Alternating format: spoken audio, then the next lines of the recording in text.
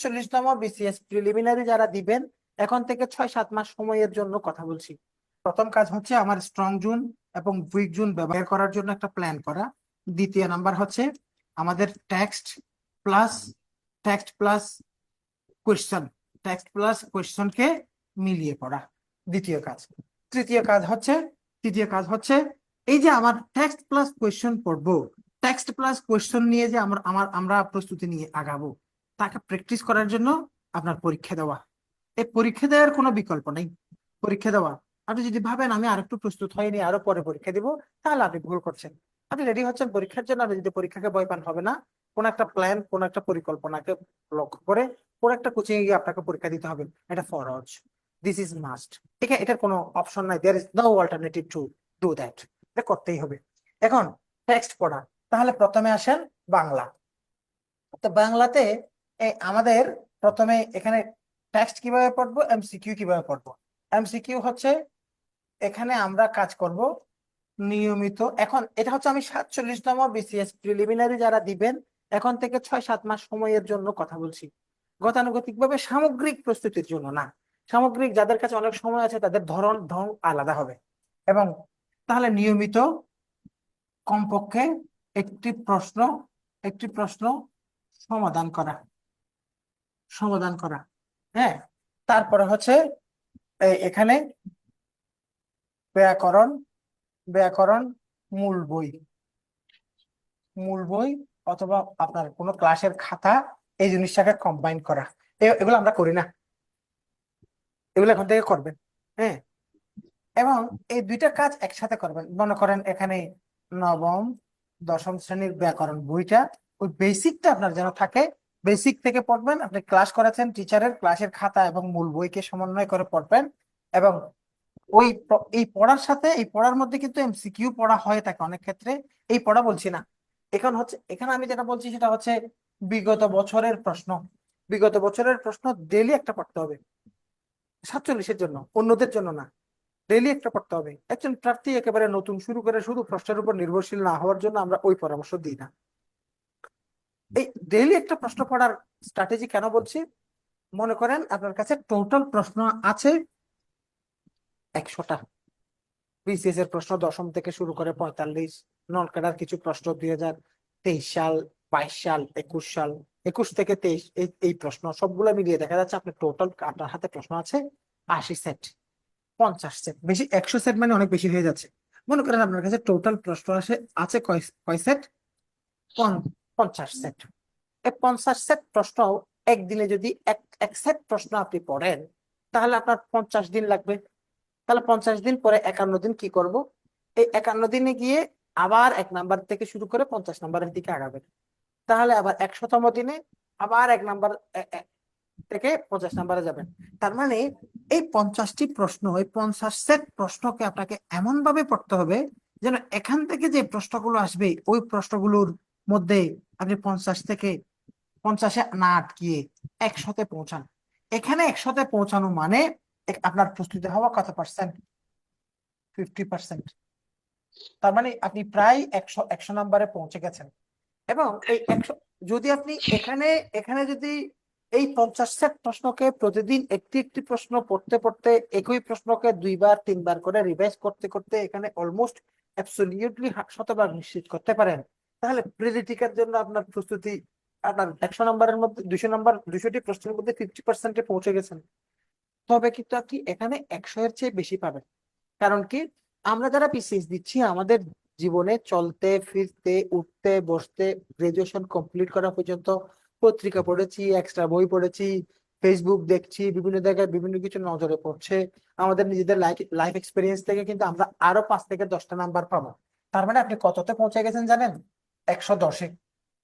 তার মানে এখন আপনার নাম্বার হচ্ছে 110, শুধু এই সাইড থেকে।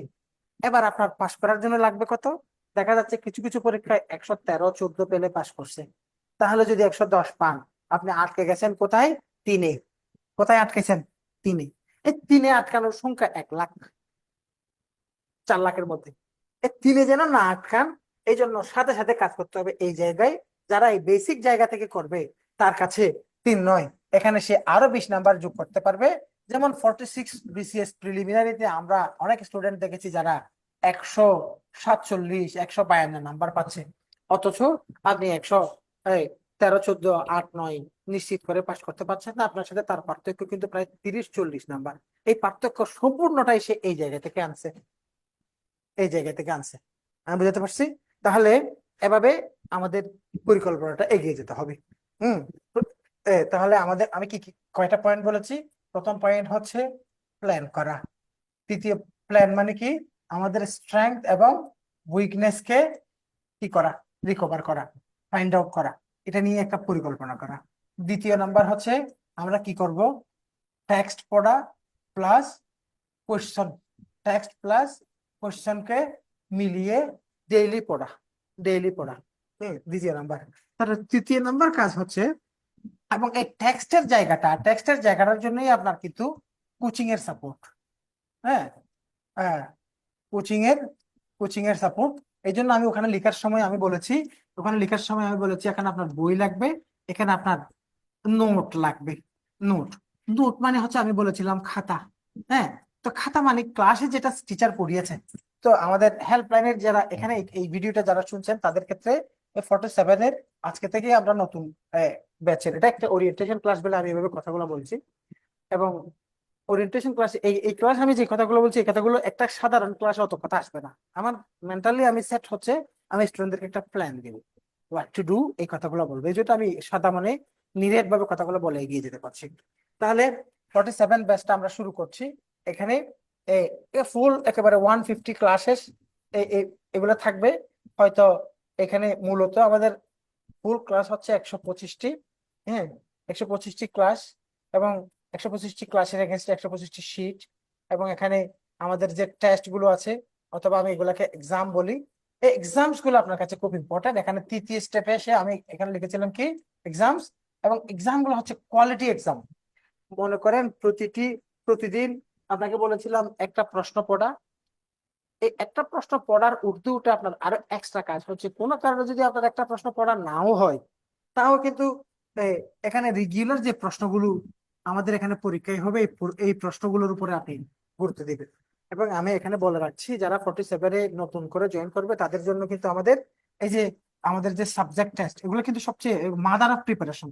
হ্যাঁ, যেগুলো এখন চলছে সাবজেক্ট টেস্ট, এই সাবজেক্ট টেস্ট গুলো কিন্তু আমরা 1 থেকে আবার শুরু করব নতুন প্রশ্নে। অ্যাসাইনমেন্ট টেস্ট নেওয়ার সময় নেই, সাবজেক্ট টেস্ট। এরপরে সাবজেক্ট ফাইনাল টেস্ট এগুলো আসবে এখান থেকে, অর্থাৎ শুরু থেকে পরীক্ষা দেওয়ার একটা সময় পাবেন। এবং যারা আগে থেকে আছে তাদের সপ্তাহে একটা পরীক্ষা, কিন্তু যারা নতুন করে যুক্ত হবে তাদের জন্য সপ্তাহে 2টা পরীক্ষা হয়তো হবে, তবে আমরা পরীক্ষাগুলো নিব। তাহলে এখানে হচ্ছে এরা হচ্ছে ক্লাস, এখানে হচ্ছে আমি লিখলাম কি শীট, এখানে টেস্ট, এই জিনিসগুলো। তো আপনারা সংযুক্ত হবেন। যারা অনলাইনে আছেন, অনলাইনের জন্য আমরা যেহেতু সময়ের আমাদের কোর্স ফিটা আমরা অ্যাসাইন করি মূলত সময়ের প্রেক্ষিতে, এই এখানে অনলাইনে মাত্র 2000 টাকা, আর অফলাইনেও অলমোস্ট 50% ডিসকাউন্টে আমরা আমাদের কোর্সে জয়েন করাচ্ছি। আমি মূলত ভর্তি টর্তি নিয়ে একটু কথা কম বলতে চাই সবসময়, তবুও একটা বেসিক তথ্য দিলাম এখানে। আহ, এই তথ্য। আর অফলাইনে যদি এখানে মনে করেন 8000 এরকম আসে, তাহলে অনলাইন অফলাইন দুটি ভার্সনেই ক্লাসে সংযুক্ত হতে পারেন। এবং এই নতুন ব্যাচের বর্তমানে সময়টা হচ্ছে সাধারণত সন্ধ্যা 7টায় হবে। আজকের ক্লাসটা আমরা 8টায় শুরু করেছি, 7টা বা 7:30, কখনো কখনো টিচারের উপর নির্ভর করে 10-20 মিনিট এদিক ওদিক করে ক্লাস শুরু হবে, অর্থাৎ সন্ধ্যাকালীন ব্যাচ। অফলাইনেও সংযুক্ত হতে পারেন আর অনলাইনেও সংযুক্ত হতে পারেন। এ হচ্ছে কোচিং এর বিষয়।